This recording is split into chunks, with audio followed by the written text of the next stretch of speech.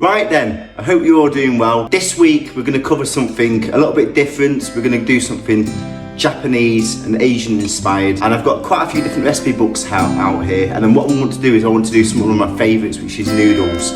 Lots of different types of noodles. We've got udon noodles, which are kind of like the thick noodles that you have in soups sometimes. We've got the egg noodles, the soba noodles, the ramen noodles. We've got crystal noodles, rice noodles. But what the noodles we're going to do is soba noodles. Now soba is Japanese for buckwheat, and these noodles are really quite different and really add that kind of bite, that nuttiness to a dish. The Itsu recipe in the whole book is actually soba noodle salad with avocado and Asian pesto, which looks absolutely tremendous. And it's also covered in a lot of the healthy cookbooks.